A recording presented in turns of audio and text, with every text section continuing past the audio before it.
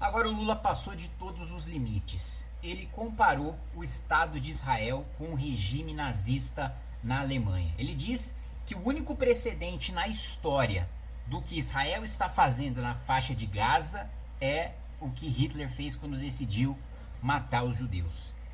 Isso, primeiro, é de um antissemitismo, é de um racismo, é de uma intolerância, de um mau caratismo criminosos, para dizer o mínimo.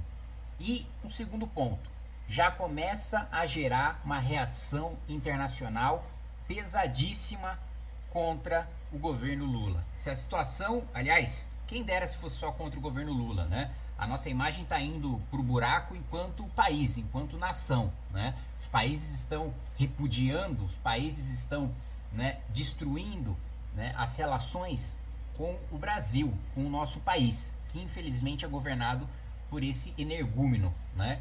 Que a gente nem pode mais chamar de bandido, senão a Procuradoria-Geral da República vai abrir investigação contra a gente e não contra quem liderou o maior escândalo de corrupção da história desse país, né? Acho que é muito importante a gente colocar da gravidade das falas do Lula, porque primeiro, se já era muito grave a falsa simetria que ele colocava entre o Hamas, que é uma organização terrorista que tem na tortura e no estupro métodos para aterrorizar cidadãos, que deliberadamente mata inocentes, que queima, assa bebês, né? Se já é um absurdo você criar essa falsa simetria entre o Hamas e o Estado de Israel, que é um Estado democrático de direito. Ah, mas você precisa ver que muitas mais pessoas morreram em Gaza do que em Israel. É, porque Israel tem o domo de ferro. Porque Israel possui um dos melhores sistemas antimíssil do mundo. Caso contrário, meus amigos, não é nem com essa guerra de hoje, com Hamas, que morreria mais gente em Israel. Caso contrário, Israel já teria sido exterminada do mapa. Então a contagem de mortos é porque Gaza não tem um sistema antiaéreo. Se não, meu amigo, né? Se Israel não tivesse um sistema antiaéreo, acabou, não existiria mais enquanto o Estado já teria sido destruído. Porque a quantidade de foguetes que lançam todos os dias, isso é rotina. Israel receber ataques de foguetes, inclusive foguetes artesanais, é rotina, mesmo não estando em guerra. Mesmo não estando oficialmente em guerra, é comum o Hezbollah, na fronteira ali com a Síria, na fronteira com o Líbano, né, lançar mísseis contra Israel, e o Hamas, mesmo... Por que agora estão em guerra, né? Por que agora o conflito escalonou, né? Porque é comum, é corriqueiro Israel receber foguetes, né, e se defender com o domo de ferro. Atentados terroristas, eu estive em Israel 3 semanas antes do ataque. E na semana em que eu estive lá, praticamente todos os dias teve atentado terrorista, tanto de fora para dentro, como de dentro para fora. Como de gente, né, terrorista dentro de Israel, esfaqueando judeus só porque eles estão rezando no Muro das Lamentações, só porque estão usando o kippah, matando soldados israelenses, né? Comum os túneis utilizados, os túneis que vocês estão vendo nas notícias agora, nos vídeos, né? O Hamas já faz há muito tempo e já usa para cometer atentados terroristas há muito tempo. A gente só fica sabendo agora com mais intensidade e faz parecer que Israel só está em guerra agora, só sofre ataques agora, porque a escala dos ataques foi muito mais brutal, né? Porque agora eles lançaram muitos mísseis de uma vez, invadiram Israel, né? E não apenas pelos túneis, né? Por terra também, pela superfície, né? Por isso que a gente escuta hoje falar da guerra. Agora, mesmo não estando em guerra, se Israel não tivesse um sistema, né, antimíssil, já estaria destruída, né? O número de mortos já ultrapassaria, né, a marca dos milhões. Então é bom a gente esclarecer, né, que Israel só não foi exterminada por causa da sua tecnologia militar avançada. Não é por falta de ataque, né? Não é, Israel está unilateral. Não, meus amigos, vamos lá. Vamos colocar na nossa cabeça. Imagina se fosse aqui no Brasil. Imagina, país vizinho, ou um país próximo, financia um movimento terrorista, uma organização terrorista, para invadir o Brasil, estuprar mulheres brasileiras. Imagina, se fosse alguém da sua família, né? Sequestrar crianças brasileiras. Imagina, se fosse alguém da sua família. Imagina se promovessem uma chacina contra brasileiros. Imagina se uma organização terrorista, né, num país vizinho, financiado por outros países, por potências inclusive, invadisse o Brasil e cometesse atentados terroristas aqui. Você, independentemente da sua ideologia, independentemente de ser de esquerda ou de direita, não iria defender que o Brasil fosse com tudo contra essa organização terrorista? Não defenderia que as Forças Armadas Brasileiras exterminassem cada membro desta organização terrorista? Porque eu sim. Eu sim. E eu duvido muito que você não. Duvido muitíssimo. Se você sentisse na pele, se tivesse o risco de ser alguém da sua família sofrendo um atentado terrorista, sendo torturado, sendo estuprado, você não iria defender o direito do Brasil de se defender contra uma agressão brutal, contra um atentado terrorista e exterminar essa organização terrorista? Por que com Israel é diferente? Por que Israel é o único país do mundo que precisa ficar se justificando o seu direito de se defender? Todos os outros países, quando são invadidos, há imediatamente um reconhecimento geral da comunidade internacional de que a agressão contra um país pacífico, soberano, é injusta e que ele tem todo o direito de repelir essa agressão. Por que só Israel precisa ficar pedindo desculpa para se defender? E outra coisa, você ainda fazer uma comparação com a Alemanha nazista é ainda mais cruel com os judeus. Primeiro, porque não há paralelo. Não há paralelo, mesmo em outras grandes atrocidades que aconteceram na história do mundo, não há paralelo. E isso eu entendi muito bem quando eu estive em Israel, no Yad Vashem, vendo o Museu do Holocausto.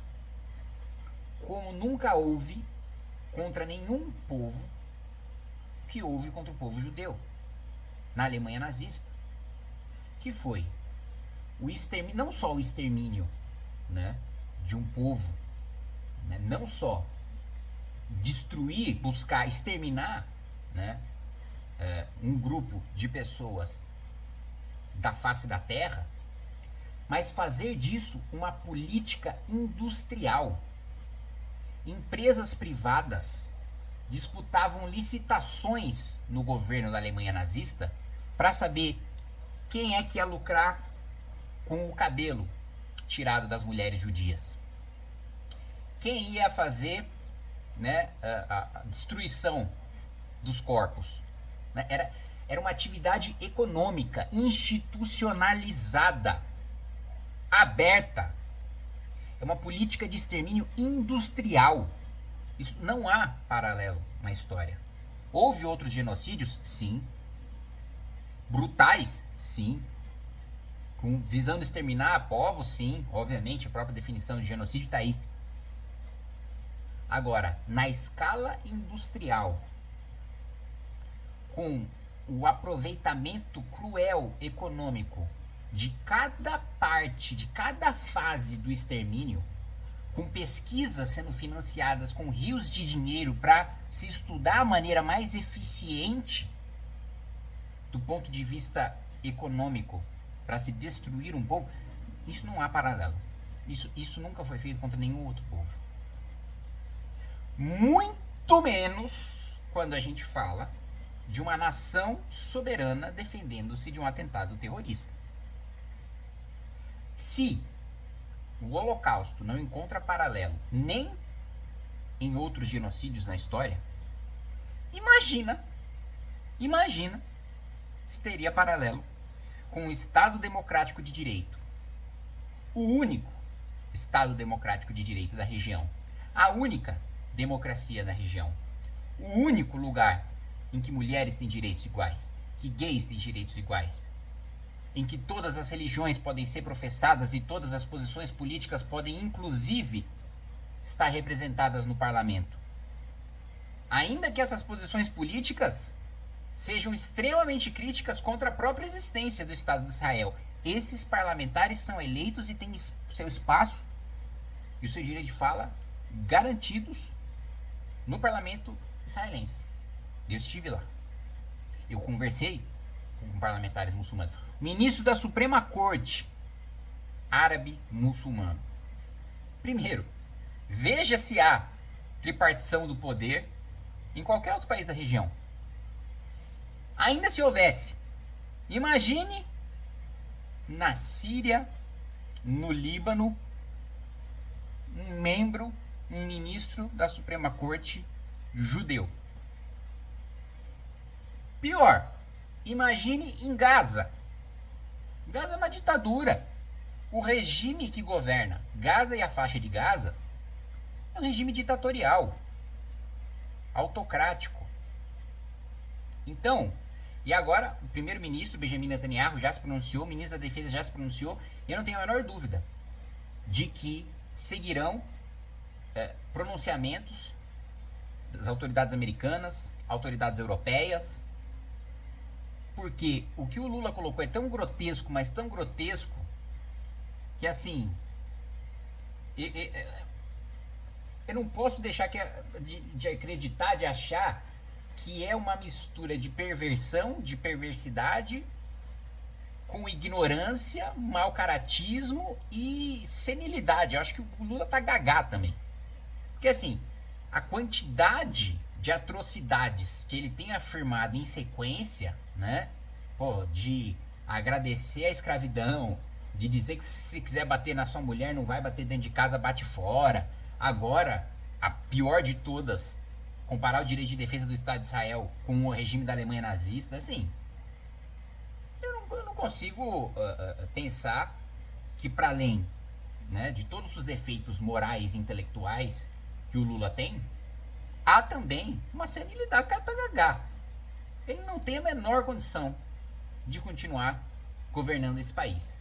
E o recado que nós temos para dar, esse é um ano oportuno para nós darmos esse recado.